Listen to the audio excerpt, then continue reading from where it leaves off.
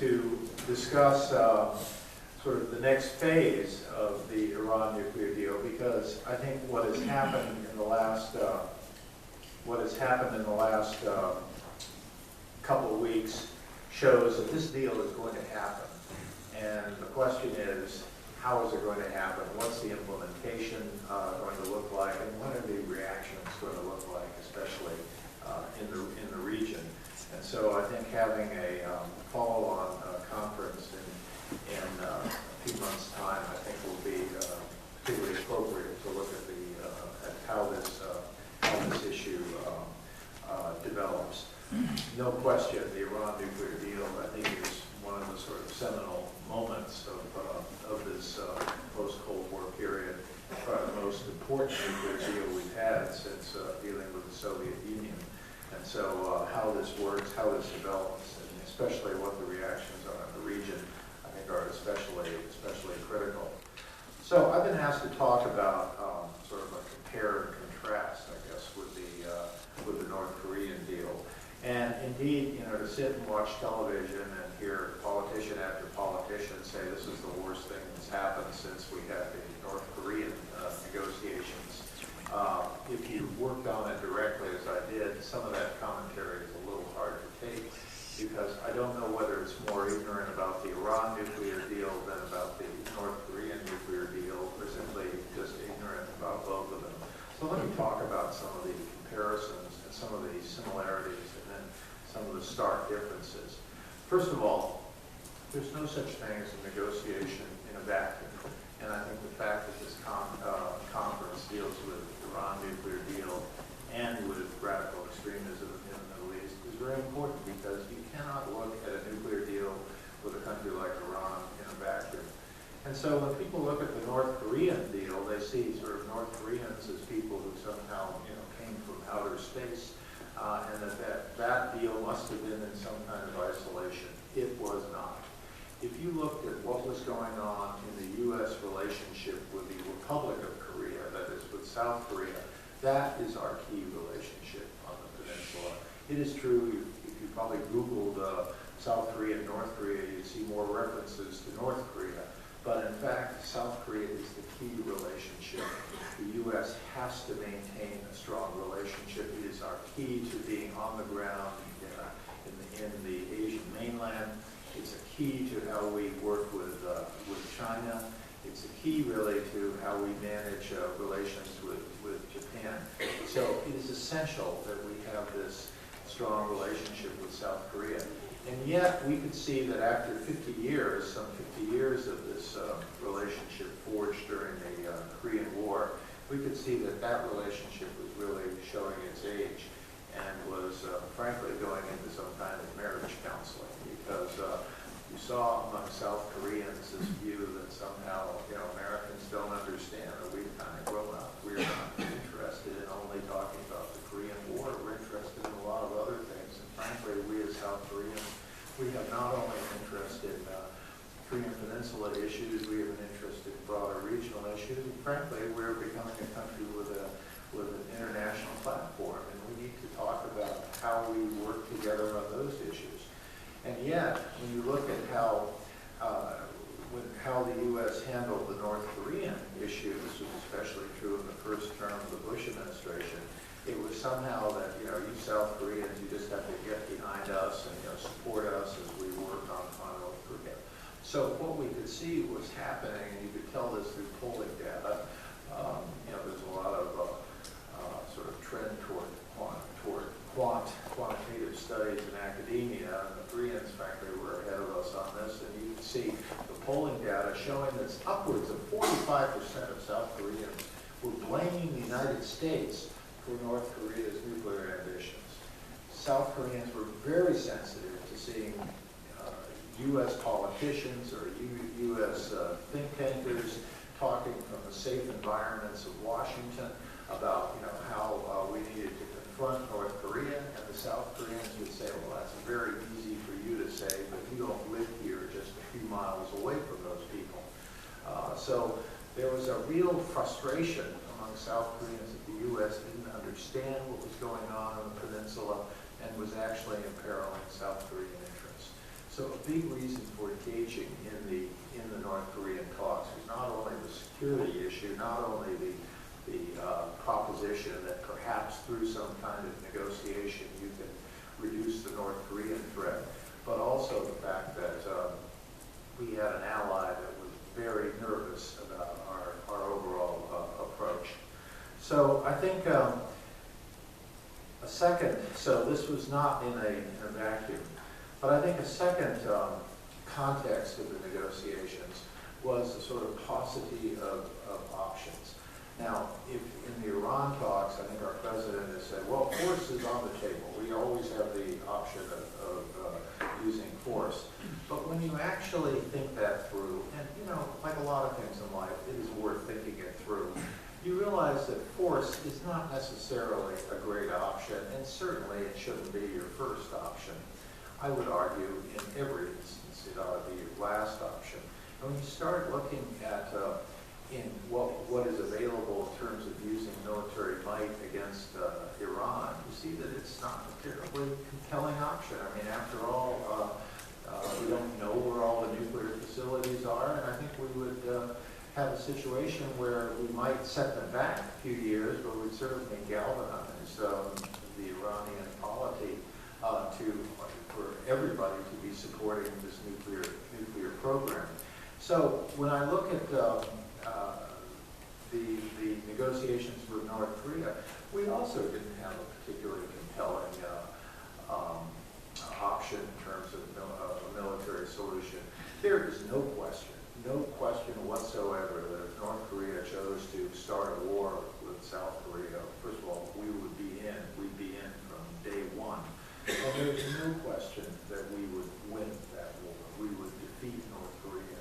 North Korea would essentially cease to exist because we are not going to be content to just push them back over the 38th parallel. We would end North Korea.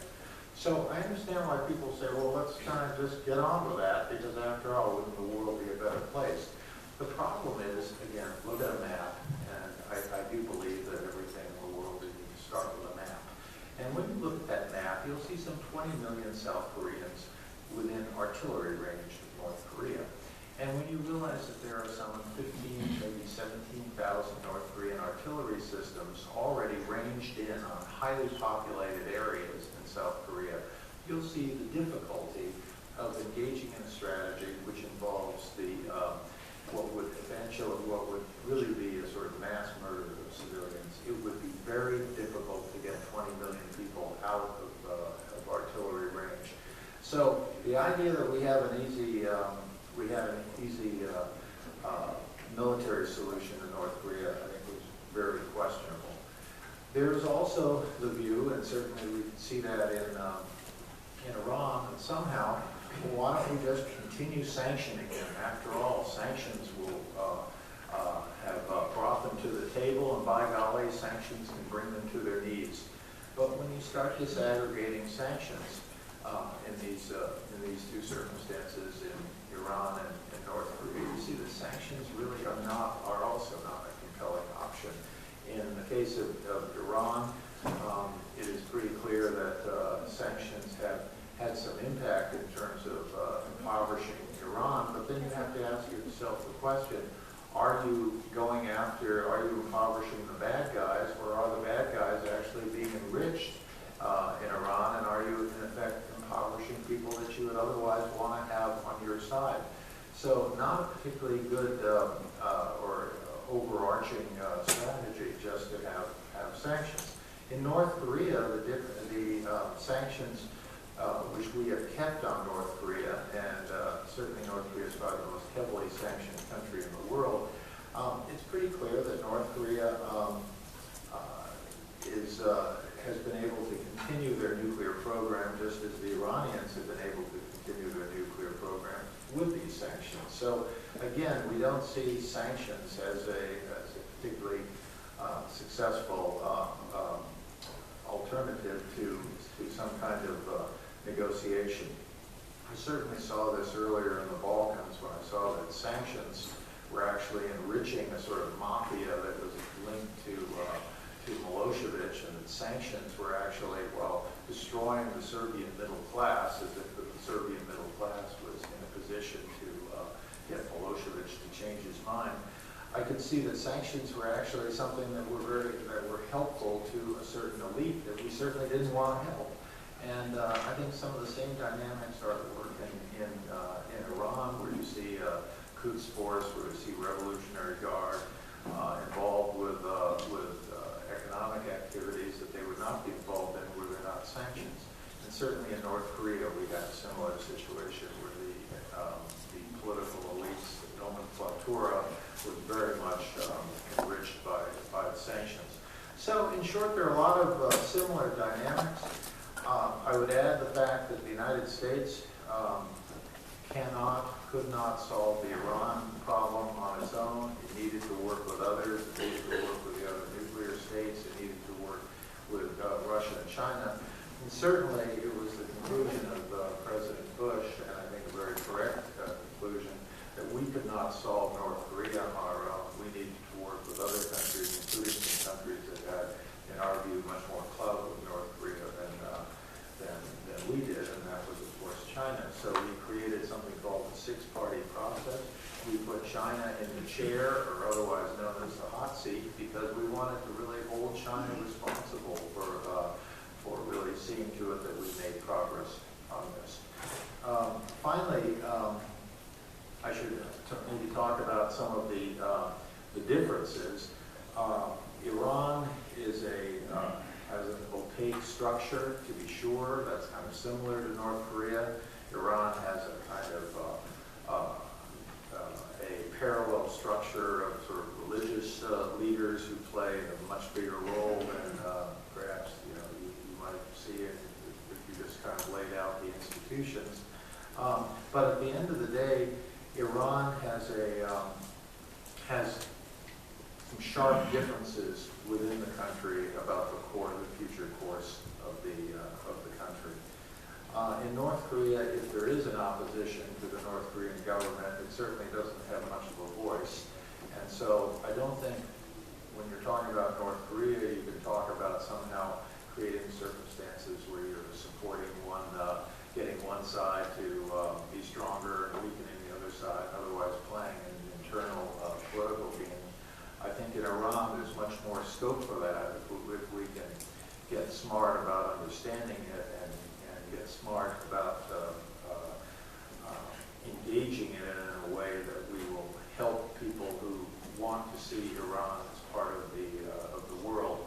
In North Korea, there is, frankly speaking, with due respect to Kim Jong-un's globalization efforts, it is pretty clear the North Koreans have had precious little interest in joining the rest of the world. They celebrate their uniqueness, they celebrate their opaqueness, and they have very little interest in joining part in the rest of the world. So I think those are very different approaches. Certainly, as we went through the negotiations, and I should mention a little about the technology of the negotiations, the North Koreans were very proud of their nuclear program, frankly very proud today of their nuclear program. And so what we tried to do was kind of move them incrementally away from this nuclear program, and that involved getting them to make a declaration along with the rest of us that there should be a nuclear-free Korean peninsula, and then a gradual process of trying to get the program first stopped, then disabled, and then eventually dismantled. We got to the stop part, we got to the disabled part. We made sure that what we were giving the North Koreans was very much in a sort of action for action. We didn't want a situation where we would give them everything and then hope for the best in terms of their doing things. Some of these sequencing problems have been very much present in the Iranian talks as well. But I feel that with respect to North Korea, we're very careful not to put our obligations out there ahead of the North Koreans. At the same time, as much as I'd like to have stripped the North Koreans to their underwear and made them give up everything before we gave them anything, that wasn't going to happen, because just as we know from the Iran negotiation, you're not negotiating with air, you're negotiating with another party who has, in many cases, opposite views, and so you're going to have to meet somewhere in the middle. And so when we were dealing with the North Koreans, it was rather instructive, and we're seeing a lot of this now with Iran, that we got a lot of free advice from people about how to be tougher and how to conduct better negotiations. I submit to you that one of the most difficult tasks in the world is a diplomatic negotiation. We're trying to convince some side, or at least put them in a position where they feel it's a better option to go along with what you're trying to get them to do. It's not an easy process getting someone to do something that they don't otherwise want to do. Sometimes you have to be closer to them than you would like to be. Certainly the idea of having dinners with North Koreans and toasting, in Asia you toast every 30 seconds at a dinner, and so toasting with a regime that, in a perfect world, you'd like to see them go back to the moon or wherever they came from and never be seen again. So you try to kind of get close to them and work through that. Certainly you try to do that in Iran, but then the danger of that is that you are accused of somehow being too committed to a negotiation, too committed to a result, too unwilling to walk away from the negotiations. And so we see some of those similarities coming up, certainly in the Iran negotiations. And then in this lovely era of personalized attacks that we live in, you're then accused of somehow being disloyal, somehow being more sympathetic to North Korea, or in the current circumstance, more sympathetic to Iran. In the case of Iran, of course, people accuse our president of simply turning this into an issue of his legacy. Believe it or not, President George W. Bush was accused of doing the same in North Korea. After all, how could you want any kind of negotiation? I might add, too, that we live in an ideological age. If you think there's a lot of ideology in ISIS and throughout the Middle East, some of the ideology in this country is a little hard to take. And so part of the ideology, of course, is that you do not negotiate with a dictator. You do not negotiate with a regime whose interest is so antithetical to your overall worldview. And so, in order to prove the theory of the case, that is, you cannot negotiate with a dictatorship, you do everything you can to make sure that negotiation is a failure. And so we have a specter of people back home trying to do things to make sure that negotiators are not successful in their effort. At the end of the day, North Korea was not successful. At the end of the day, North Korea, we put together a package with them, we worked very hard, and at the end of the day, they walked away. But I can tell you, if you look at the U.S.-South Korean relationship, it has never been in better shape than it is today. If you look at the patterns of cooperation, we were able to work together with the Chinese on our capacity to work with China on tough issues was also never better.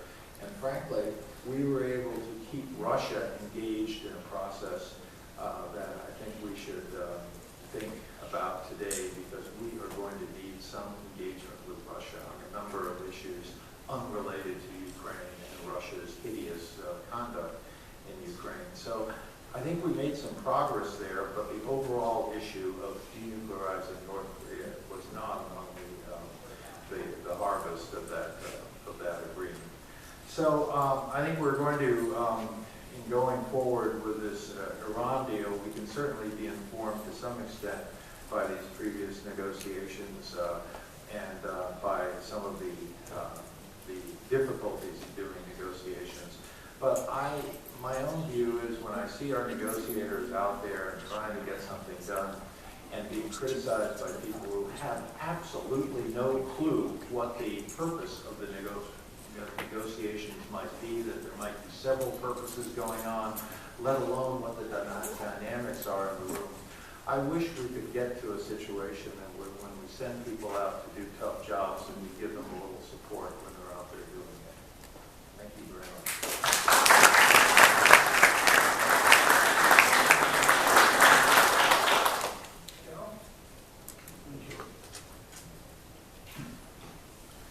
Thank you, Professor.